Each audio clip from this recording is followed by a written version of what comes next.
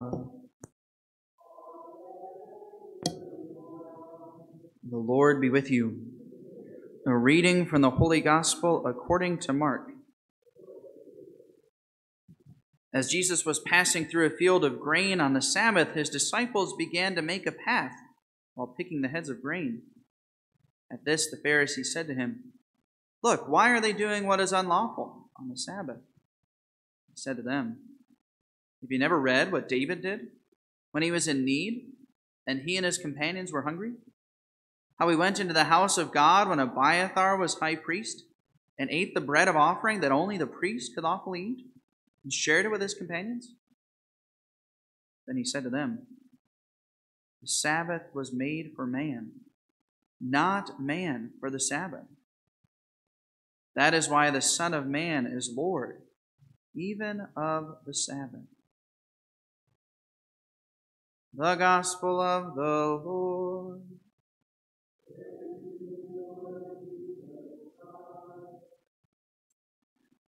Today is the feast of St. Anthony. St. Anthony is different from the St. Anthony of Padua. That's who everybody prays to find things, is St. Anthony of Padua. This is St. Anthony or St. Antony. He was the first really well-known hermit in the history of the church. The first one who went out into the desert by himself, right, and did battle with the devil on a daily basis, and he was a hermit for many years. So he's a great saint of the church. There's a really good book about him written by St. Athanasius, another saint, if you want to read more about the life of St. Anthony. Also on this day, we continue hearing through the letter to the Hebrews. And again, the letter to the Hebrews is a letter probably written by St. Paul. Many modern biblical scholars question that, but throughout the tradition of the early church, people believed that St. Paul wrote the letter to the Hebrews. Modern biblical scholars, as you all know, tend to be very skeptical about most things when it comes to tradition, and so they just call it the letter to the Hebrews. They deny that St. Paul wrote it. But presumably St. Paul wrote this, and he was writing it to the Jews living in Judah, right? So the ones who were still been participating in the rituals of the temple after the coming of Christ, and he's trying to explain to them why Christ, right, is greater than all of those ritual sacrifices in the temple. As we read in the Gospels, the Pharisees and Sadducees and many of the other Jews, right, they were always talking about the laws of Moses and being faithful to the laws of Moses, right? Many of our laws about the temple rituals, they came from the books of Moses, right? Leviticus and Deuteronomy and Exodus.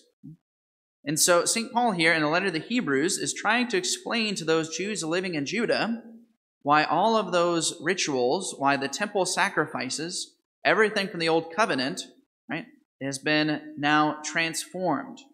And now we are living in a new covenant.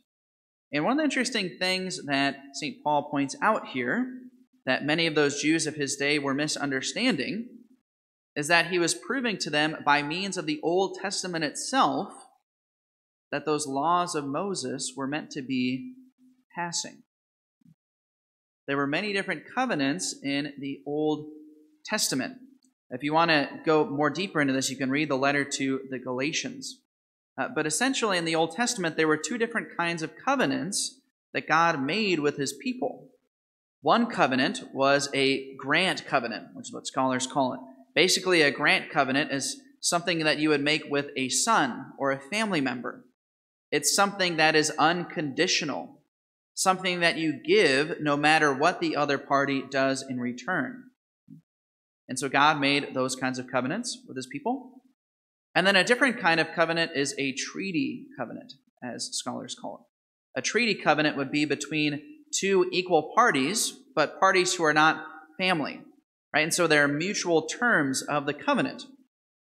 If the people are faithful to the covenant, right, then they will receive certain rewards. But if they are unfaithful to the covenant, then they will receive certain punishments.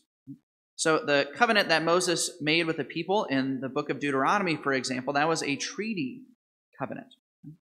Now, so what St. Paul is saying here, by pointing out the oath that was made to Abraham, and by mentioning the high priest Melchizedek, he's saying that those promises were made before any of those promises that were ever made to Moses. And the promises to Moses were meant to be passing because they were a treaty covenant. But even before Moses, God had already made an unconditional promise to Abraham. And likewise, the priesthood of the Levites, which was the dominant priesthood in the days of Jesus, right? Before that, there was an even greater priesthood, the priesthood of Melchizedek.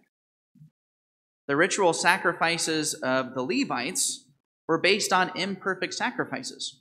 They were sacrifices of animals in the temple, which animals really cannot truly take away sin. The great thing about the priesthood of Melchizedek was that his offerings wasn't based on sin. It was based on thanksgiving.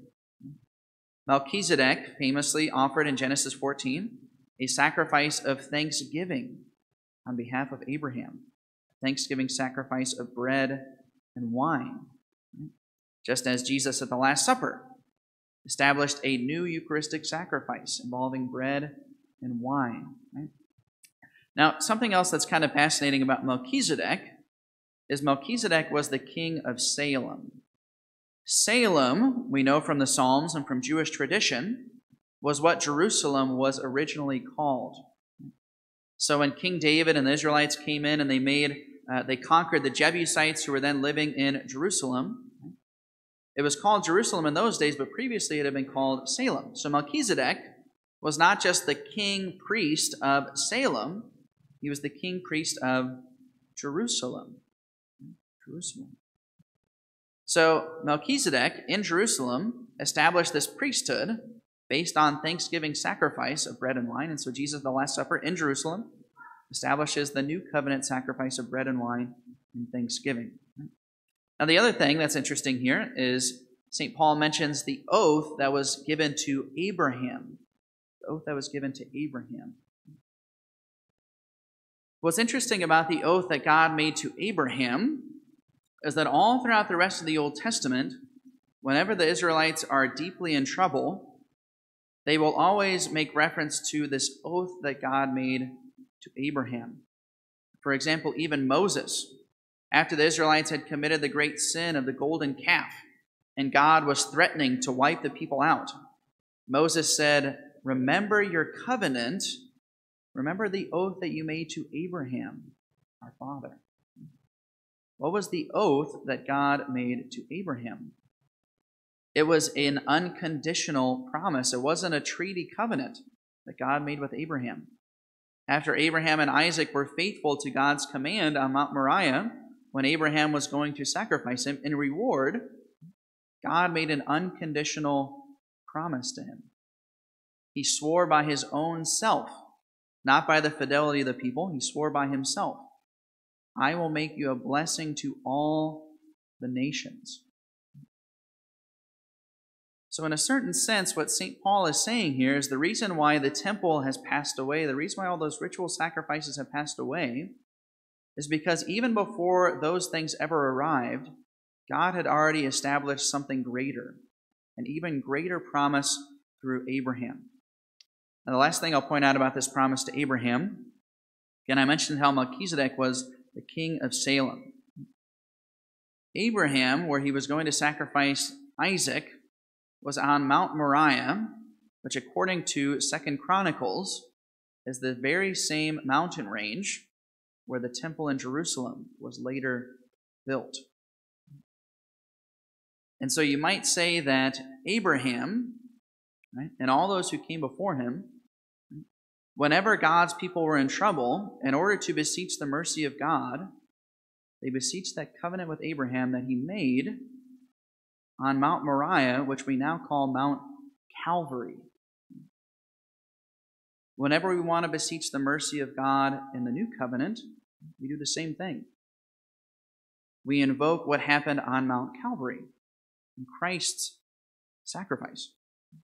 And it was foreshadowed already in the Old Testament. Even in the Old Testament, people were already invoking Mount Calvary, even though they called it a different name, beseeching the mercy of God.